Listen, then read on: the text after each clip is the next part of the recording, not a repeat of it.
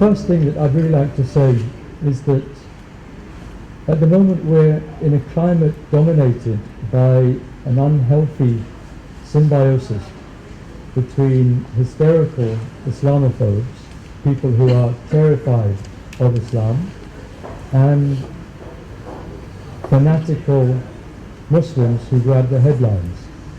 There is a polarization taking place, and it's composed of Islamophobes on the one hand, people who have a knee-jerk reaction to anything Islamic, believing that it immediately implies something negative, hostile, anti-Western, anti-Christian.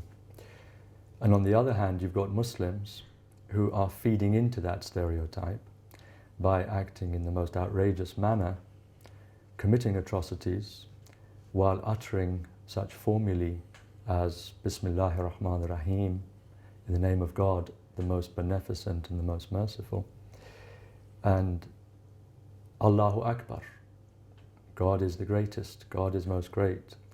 So for ordinary Muslims, that is blasphemy, to talk about the compassion and mercy of God and the greatness of God, and then to commit atrocities in the name of Islam.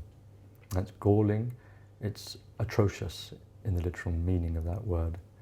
So to deconstruct this stereotype and to neutralize this unhealthy symbiosis, the one feeding into the other, fanatical Muslims and equally fanatical Islamophobes, what I think we can do as Muslims is at least to make an effort to express what we believe to be the true nature of Islam, the meaning of which is peace, making peaceful submission to God and establishing peace on earth between all believers and between believers and even unbelievers. The Prophet has received the Quran. We have revealed unto you the Quran. In fact, it says the truth. We have revealed unto you this book with truth, in order that it may be a protection and a confirmation of everything that came before it by way of Scripture. In that chapter, number 5, verse 48, makes explicit that the purpose, one of the main purposes for the revelation of the Quran, was that it should be a confirmation and a protection of all scriptures that were revealed prior to the Quran. And the exact wording is as follows: we have revealed unto thee, O Prophet, this book, the Kitab, with truth, with the truth. And this is in order that it may be a musaddiq, a confirmation, and a muhaymin, a protection, a protector of all scriptures that preceded the Quranic revelation.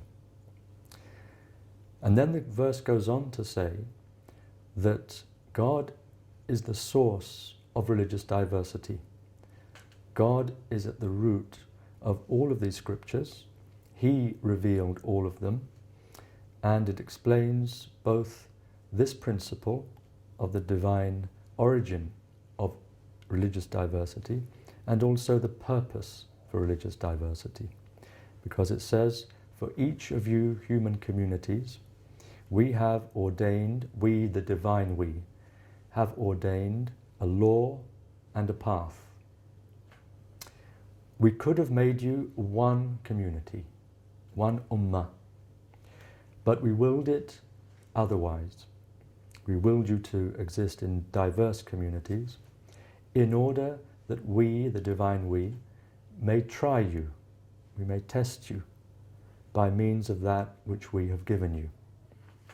So compete with each other in good deeds. Unto God is your return, all of you, and He will inform you about those things regarding which you had differences of opinion. So the differences of opinion between different believers, different communities, all of them are part of the divine will, which is expressed in religious diversity, but those differences need not lead to any kind of conflict.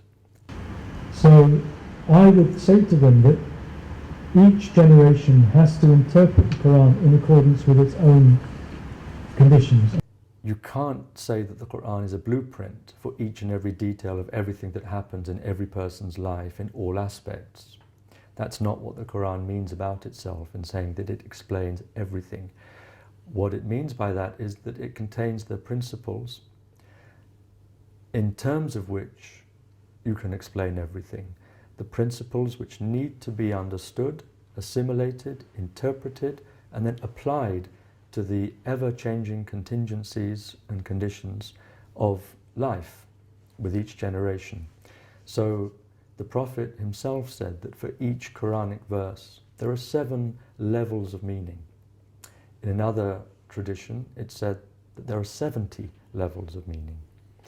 In one saying of the Prophet, he said each verse has an inner meaning, an outer meaning, the limit to its meaning, and the point of ascent beyond which you can't go, from which you see down, a mutalla, a point of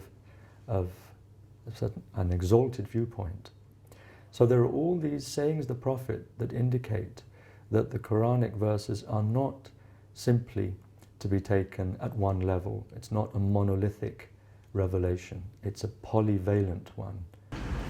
According to your scripture, what role does dialogue have to play, and how do you engage in dialogue? This verse would probably be the one that would be given as an answer. That's verse 125 of chapter number 16. And it says very clearly, "Call people unto the way of your Lord with wisdom and with beautiful exhortation,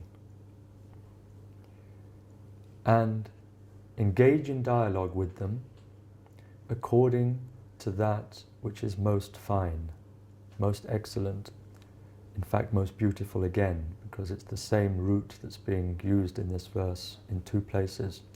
Maw'idha hasana means beautiful exhortation, preaching, if you like, and engage with them in dialogue with that which is most beautiful, using the same root, Hasan becoming Ahsan. So we are not permitted, according to this verse and in 1 or 2 others of a similar meaning, we're not permitted to enter into a game of polemics with people of different faiths. We certainly can point out things that we believe are inconsistencies or logical problems or inaccuracies in conceptions of the divinity, but we have no right to engage in ugly polemics, because that goes right against the spirit of this verse, which emphasizes beauty in 2 places. Your exhortation should be beautiful, fine to behold, and your dialogue should be most fine, most excellent, most beautiful.